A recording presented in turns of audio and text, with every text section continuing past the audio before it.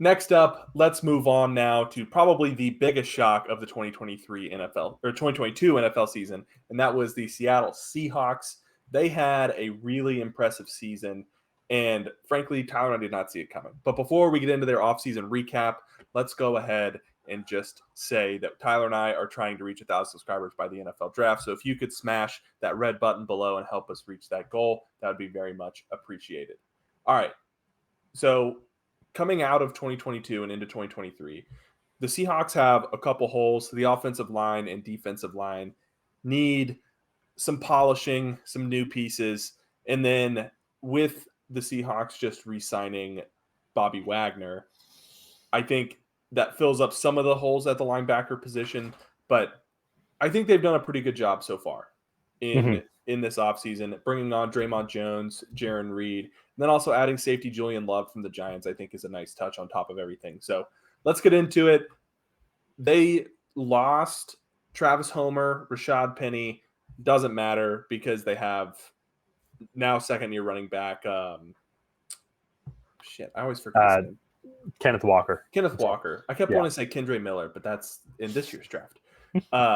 And then you look at offensive guard Gabe Jackson, defensive tackle Quentin Jefferson, and linebacker Cody Barton. Those last three aren't as big because they didn't necessarily perform super well last season, and I think they'll be able to be replaced fairly easily come this year's draft. So, have you mentioned Devin Bush as well on the linebacker position? Oh, I did not mention Devin Bush. Yeah, so they did sign him from. Letting me down. Yeah, so they have addressed some of the linebacker position. That's one of the things.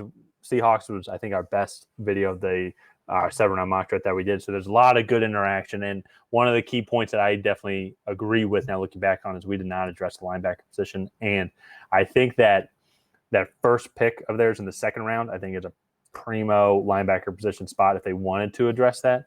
Yeah. And I still think that actually would be a good position because Bobby Wagner is older.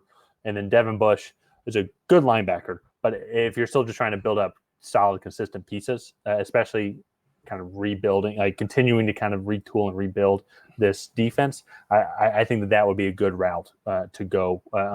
And that's the pick that they should do that there. They're in a very unique spot because now with these 2 first-round picks, one thanks to the Broncos and the Russell Wilson trade, that they can address both sides of the interior offensive line. And I think that there's guys that interior lines, offensive and defensive. And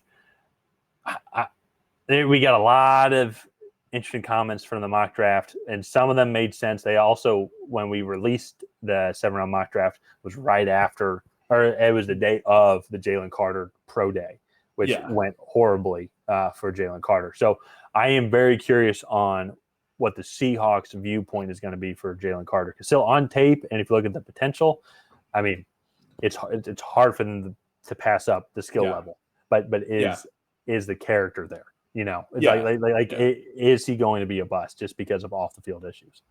Yeah, and there were a lot of comments on that, just about how Seahawks don't draft guys in the first round with risks associated with them. And so here at the 5th pick, I think a lot of Tyree Wilson now, the edge defender. They also did address the defensive interior twice with Draymond Jones and then Jaron Reed. And so maybe they go edge defender there. And then also you look at the other side of the ball in the trenches, offensive line. Peter Skoronski, most versatile offensive lineman of the top offensive linemen, in my opinion.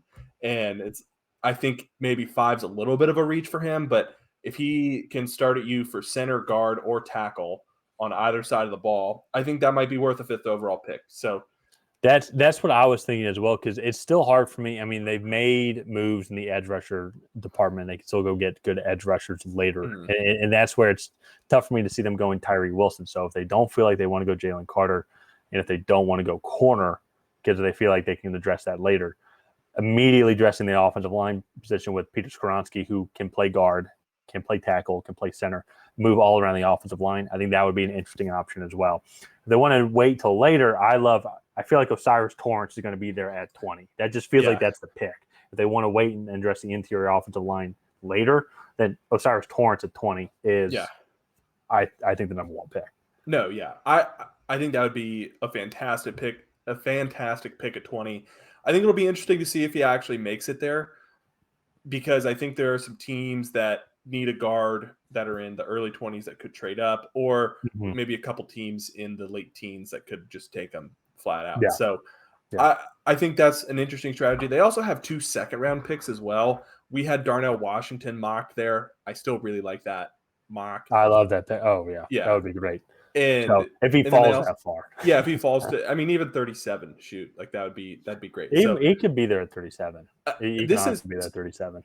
yeah, no, in a realistic world, I think 37 is in the middle of where he could go. So Mhm. I I really like the position the Seattle Seahawks have put themselves in. I really hope they don't take this 5th overall pick and go and mortgage it on a quarterback, because they did Yeah. just invest in Geno Smith. I think the next year's quarterback class would be a better time to invest in a project quarterback. And also with Geno Smith, I think you have a limited window of when you're in a win now mode. And I think putting the best team around Geno Smith as possible is how you're really going to find success. Yeah. And they signed him to a 3-year deal. So there is some time as well Yeah. for that. And you're going to have 2 first-round picks next year that if you wanted to move up to go get a quarterback, just in case this doesn't work out, or to start building, then you could do that. Then I like that quarterback class much better next year than this year. And so, and for me, I'm curious, leave a comment, Seahawks fans. And I understand everything with the off the field issues, but it's hard for me to see them passing up Jalen Carter with the potential talent here. Also knowing too, you have another first round pick as well. I think to get some good serious value, and it would be interesting to see them take, if they win defense, another player outside of Jalen Carter. Just all things considered. So I'm very curious on what Seahawks fans think. Leave a comment on if you like Jalen Carter, just like the Jalen Carter pick. And so, but I agree, though. Seahawks have set themselves up for a lot of success, and they were the shock of the season last year. So No, I know from when we started doing this channel, the Seahawks were not doing good, and I think we're being completely honest with kind of their journey and what they've done to set themselves up for success is nothing short of great. No, yeah. No, I think they're set up really well for 2023. Let's go ahead and wrap up their offseason review there. Again, if you guys have not already, please go ahead and like and subscribe and help Tyler and I reach that goal of 1,000 subscribers.